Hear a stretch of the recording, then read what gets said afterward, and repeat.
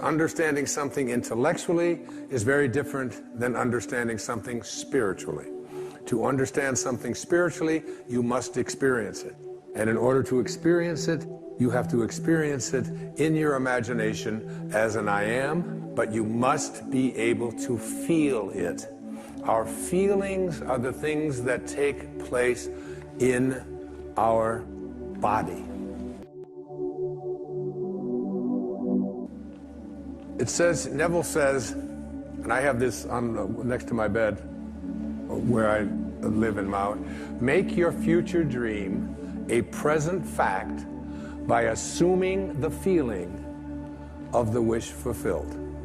So whatever it is that you would like to experience in your life, remember, your imagination is yours. Everything that now exists was once imagined. Therefore, everything that is going to exist must first be imagined. Okay? Henry David Thoreau had probably the greatest definition of success that I have ever heard. He said, if you advance confidently in the direction of your own dreams and endeavor to live the life which you have imagined, you will meet with a success unexpected in common hours. It will chase after you if you can place into your imagination what it is that you would like to attract and begin to feel it. Listen to Neville. This is one of my most favorite quotes from The Power of Awareness. That which you feel yourself to be, you are. And you are given that which you are. So assume the feeling that would be yours were you already in possession of your wish. And your wish must be realized. So live in the feeling of being the one you want to be, and that you shall be. Every feeling makes a subconscious impression. And unless it is counteracted by a more powerful feeling of an opposite nature, it must be expressed. Your feelings are different from your thoughts. Your feelings are what you experience in your body. The dominant of two feelings is the one expressed.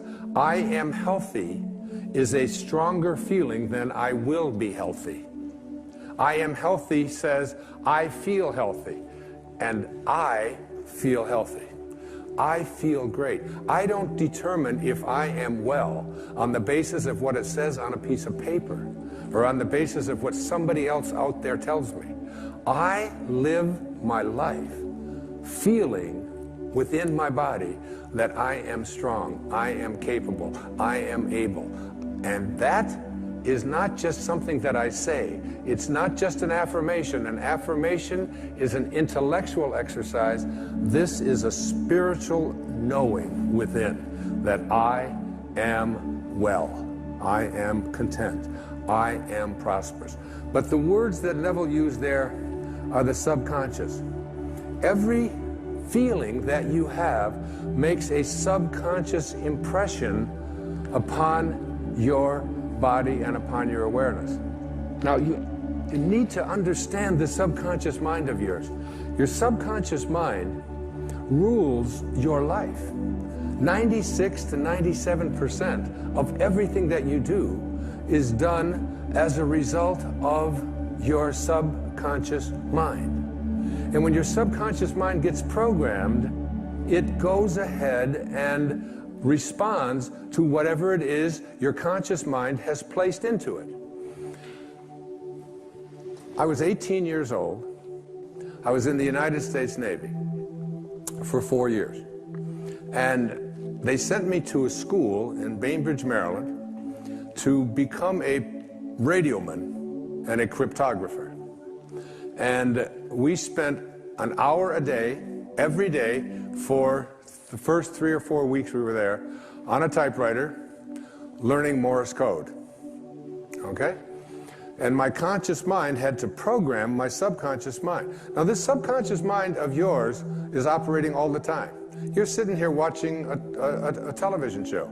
You got up, you picked up your remote control, you turned the channel on, you got dressed, you ate lunch, you went to the bathroom, you go to work, you get into your car, you drive to work, you don't think about what I'm going to do. Everything that is going on in your life, everybody in here in this room, you got here through your subconscious mind. You didn't have to think about every single thing that you were doing, but there was a time when you did in order to learn that. This habitual subconscious mind of yours rules your life. So I'm 18 years old, I'm taking Morse code. Here's the alphabet, a little bit of it anyway. Da da did it, da da did, da did it, did da did, da da did, did it, da da da, da da da, da did, da da da did, da da da, da did. That's A through P. Check it out. That's 53 years ago. And my subconscious mind is still keeping track of the da da da da da da da da da. You're doing the same thing, only you don't use Morse code, but you've programmed your subconscious mind with did da da da. I can't do that. Did da da da. I'm not very attractive. Did da da da. I'm overweight. Did da da da da. I can't make things happen. And it's did da da da da. It's still there. 53 years later, you go through your life with this subconscious programming, with an awareness that you are not in charge. You're not able to extend or transcend this way of thinking. This subconscious mind of yours is most impacted by your feelings. A change of feeling is a change of destiny. A change of feeling is a change of destiny. Write it down. Stick it on the wall next to your bed. If you came into where I sleep, you would see that. I look at that all the time. I want to practice putting into my subconscious mind the assumption of the feeling of what it is that I would like to attract into my life as if it already existed, and to feel it, not just to think it, but to feel it. Neville's law of assumption says this: if this assumption about what you would like to become is persisted in until it becomes your dominant feeling, the attainment of your ideal is absolutely inevitable. You must first assume the feeling of a wish fulfilled in all aspects of your life. So you have to say to yourself, what does it feel like to be prosperous? What does it feel like to be content? What does it feel like to be well? And I had to remind myself of that when I had this leukemia diagnosis. I had to remind myself. I was down about 30 minutes until I realized that virtually everything that shows up in my life has been a blessing. Virtually everything. All of the struggles, whether it's in, addictions, or whether it's in living in foster homes and being abandoned, whether it's my wife and I separating and the pain of that, whatever it might be. A dear friend of mine was Elizabeth Kubler-Ross. She passed away a few years back, and she was the one who wrote so much about death and dying. She had a wonderful and important message for us. She said, if you shield the mountain from the windstorms, you'll never see the beauty of the carvings. And the beauty of the carvings comes from being able to be in a state of gratitude for the storms that show up in our life just as much as the things that we would like to have show up in our life. You have to start retraining your subconscious mind. And your subconscious mind, it responds to what it is that you suggest to it. Now, the intriguing thing about your subconscious mind, your habitual mind, is that it can't make a distinction between what it is that you are feeling as a result of what you have placed into your imagination and assumed the feeling of it, and what you are experiencing every day in your life. If you go around feeling unhappy, depressed, miserable, sad, whatever, your subconscious mind says, oh, so this is what it is that you would like to attract into your life. And the universal subconscious mind, to which we were all connected, that we call the creative source of the universe, the divine mind, God, the Tao, whatever you might want it to be, it will begin to offer you experiences that match up to what it is that you are feeling, so your body responds to what it is you place into your subconscious mind. You have to retrain it, because 53 years later, here I am, it's there. But that's innocuous. That's not going to hurt anything. But if I've programmed into my subconscious mind feelings of poor me, I can't do anything about my life, other people are responsible for the reason why I can't get myself happy and healthy and so on. If I live with that kind of consciousness within you, you're going around feeling it all the time. Your feelings create the destiny that you want. If this assumption is persisted in until it becomes your dominant feeling, the attainment of your ideal is absolutely inevitable. And what's the paramount feeling that you want to have?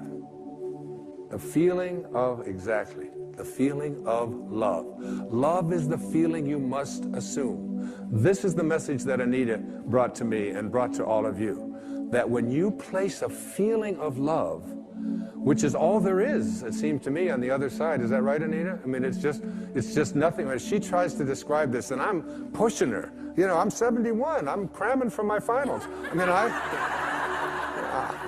I want to know, what's it like over there? You know, we all want to know that. And all she says is, it's just pure love.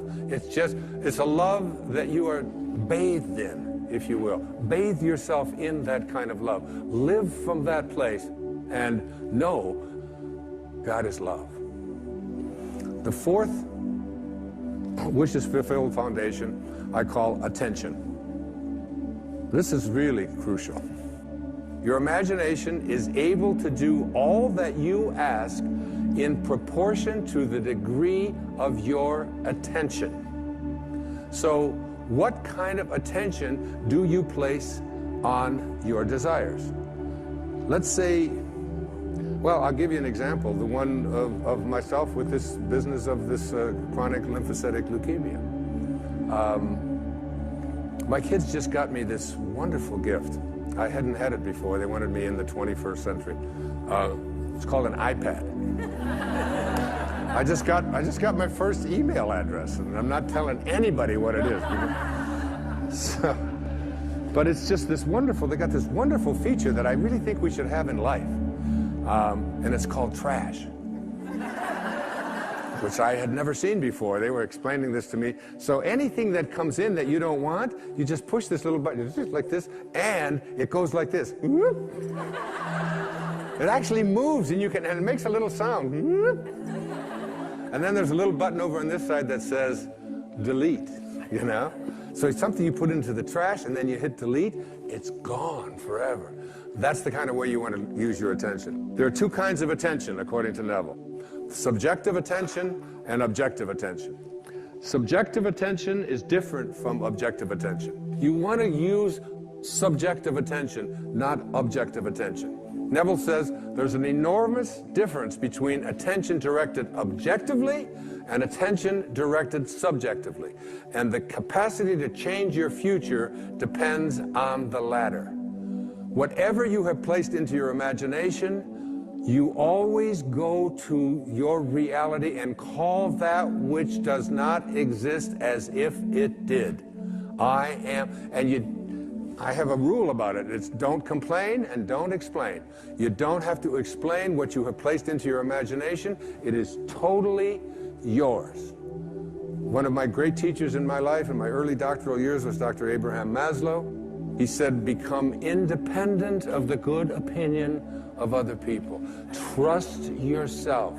Subjective attentions. You, and only you, capital Y-O-U, are the subject that impacts the burning desire in your imagination.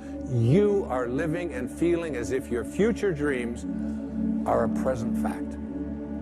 Objective attention, you become the objectified result of other people telling you what you can't do, what's impossible, and so on. Subjective attention, mine is mine. I have an image that I use, I call it the super glue method. And when I have an intention about what it is, including doing this program, when I have an intention about making this program a reality, and it involves a lot of money and a lot of expense, a lot of people, a lot of things have to come together. It involves going over into my writing space every single day, never giving up on it. Even if I don't feel like writing, 4 or 5 hours every single day, because I superglue my intention into my imagination. And I don't allow anybody else's opinions to do anything to distract from that. I don't care if they tell me I can't do it, or if it's impossible, or it'll cost too much, or we can't do. My intentions are superglued there. And I have that do not disturb sign placed on my imagination, and it is mine. Use this. Don't allow anybody else's opinions. Don't allow what it says on the internet. Don't allow the research. Don't allow what anybody out there tells you is possible or not possible for you.